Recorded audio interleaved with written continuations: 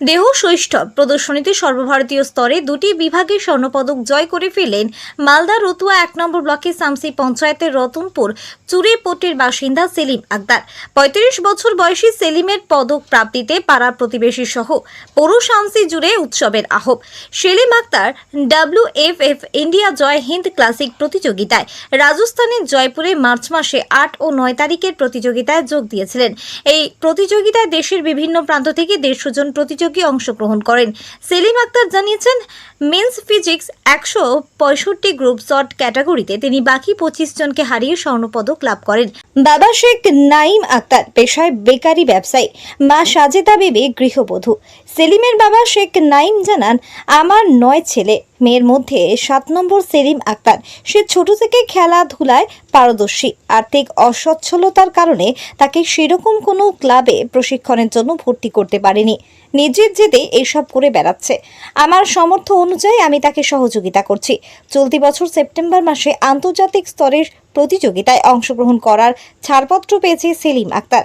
সেলিমের স্বপ্ন ফিটনেস ও বডি বিল্ডিংয়ে আন্তর্জাতিক স্তরে দেশের নাম উজ্জ্বল করা। সেলিমের বাড়ি পৌঁছানোর খবর পেয়ে আজ সংবর্ধনা জানাতে তার বাড়ি পৌঁছে যান শহীদুল ইসলাম। ফুলের তোড়া ও মালা দিয়ে সেলিম আক্তারকে শুভেচ্ছা জানান। এরপর শহীদুল ইসলাম বলেন, খবর পেয়ে সংবর্ধনা জানাতে ছুটে আসি। সেলিম সামসি সহ পুরো জেলাবাসীকে গর্বিত করেছে। সে আরও এগিয়ে যাক, তবে আমি হতভম্ব হচ্ছি, সরকারিভাবে এখনও তাকে সংবর্ধনা জানানো হয়নি, আসেনি কোনো জনপ্রতিনিধিও। আমরা যদি এই প্রতিভার পাশে না দাঁড়াই তাহলে অকালেই ঝরে যাবে এই প্রতিভা। আমি সেলিমের বাড়ি এসে দেখতে পেলাম পরিবার আর্থিকভাবে সচ্ছল না। আমি নিজে ফেডারেশন এবং রাজ্য সরকারকে লিখিতভাবে জানাবো যেন ভবিষ্যতে সেলিমের পাশে দাঁড়ায় এবং তার বিশ্ব জয়ের স্বপ্ন পূরণ করতে সহযোগিতা করে। Bureau report, Hind news. Body building আর মেন ফিজিক্স। কখন থেকে এই বডি বিল্ডিং করেন আপনি? আমি প্রায় বডি বিল্ডিং শুরু করেছি 2018 থেকে। তারপরে কোথায় পার্টিসিপেট করেছিলেন? আমি ডিস্ট্রিক্ট করেছি, নর্থ বেঙ্গল করেছি, স্টেট করেছি, ইস্ট ইন্ডিয়া করেছি, সবগুলোতে প্লেস আছে। এবার করেছিলাম রাজস্থান জয়পুরে। এটা অল ওভার ইন্ডিয়া ছিল। তার মধ্যে আমি গোল্ড মেরেছি দুটোই ক্যাটাগরিতে, মেন্স ফিজিক্স আর বডি বিল্ডিং। পশ্চিমবাংলা থেকে কতজন গিয়েছে? পশ্চিমবাংলা থেকে 4 জন গেছিলাম। চারজনই 4 জনই প্লেস হোল্ডার করেছে। পার্টিসিপেট করবেন? এখন নেক্সটে আছে এপ্রিল মাসের 6 তারিখে দেওঘর ডুমকা, ঝাড়খণ্ড। তারপরে সেপ্টেম্বর মাসে আছে শ্রীলঙ্কা। ওখানে কি যাবেন আপনি? যাবো তো। খরচায় যাচ্ছেন আপনি? খরচা তো ভালোই হয় ওখানে, তাই তো? কেমন খরচা হয় ওগুলোতে গেলে? ভালোই খরচা হয়। কি বলবেন এই বিষয় নিয়ে সাধারণ মানুষকে? যদি কিছু আর্থিক সাহায্য করে তাহলে ভালো হয়।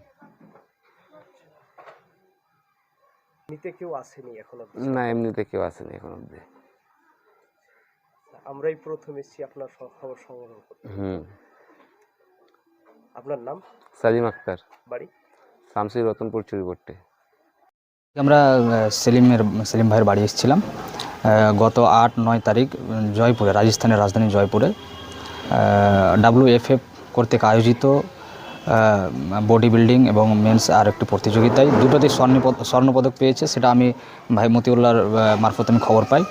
সেখানে আমরা কয়েকজন সাথী মিলে তাকে সংবর্ধনা জানাতে এখানে আসি এবং সত্যি এখানে এসে আশ্চর্য হলাম যে সরকারিভাবে, আমি যেটুকু সালিম ভাইয়ের কাছ থেকে জানতে পারলাম, সরকারিভাবে তাকে কোনো সহযোগিতা এখন পর্যন্ত করা হয়নি।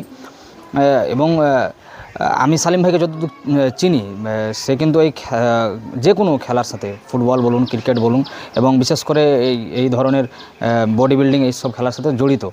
তো এখানে সরকারিভাবে তাকে এখন পর্যন্ত কোনো সহযোগিতা করা হয়নি। সরকারি যদি আর্থিক সহযোগিতা করতো বা ওয়ার্ল্ড ফিটনেস ফেডারেশন ইন্ডিয়ার পক্ষ থেকে যদি তাকে সহযোগিতা করা হতো তাহলে নিশ্চয় সে মানে যেটা আমাদের আশা বা পশ্চিমবঙ্গবাসীর আশা, মালদা জেলাবাসীর আশা, যে তাকে আমরা অলিম্পিকেও দেখতে পেতাম। এইসব তার কাছে আরও এখানে এসে সালিম ভাইয়ের সাথে কথা বলে জানতে পারলাম যে এরপরে জাতীয় স্তরে সে স্বর্ণপদক পেয়েছে দুটো ইভেন্টে, এরপরে নাকি শ্রীলঙ্কা এবং আন্তর্জাতিক স্তরে আরও কয়েক জায়গায় তার যাওয়ার কথা আছে, কিন্তু সেটা হুমকির মধ্যে আছে আর্থিক অভাবের কারণে। সে চিন্তায় আছে, চিন্তাগ্রস্ত যে আর্থিক অভাবের কারণে সে শ্রীলঙ্কা এবং অন্যান্য জায়গায় যেতে পারবে কিনা, যেহেতু সরকারিভাবে কোনো সহযোগিতা করা হয় না। তাকে নিজের কি বলে খরচেই আর কি এই সব খেলাধুলায় অংশগ্রহণ করতে হয়। পারিবারিকভাবে আমরা যেটা জানতে পারলাম যে সালিম ভাইয়ের সেরকম আর্থিক অবস্থা সচ্ছল নয়, বাবা একটা বেকারি এমনি করে। তো সরকার এবং পলিটিক্যাল লিডারদের দৃষ্টি আকর্ষণ করব যে সালিম ভাইয়ের জন্য পাশে দাঁড়ায়, এবং যত ক্রীড়াপ্রেমী লোকজন রয়েছেন, দর্শক রয়েছেন, তাদের কাছে বিনীত অনুরোধ থাকবে সালিম ভাইয়ের পাশে দাঁড়াতে।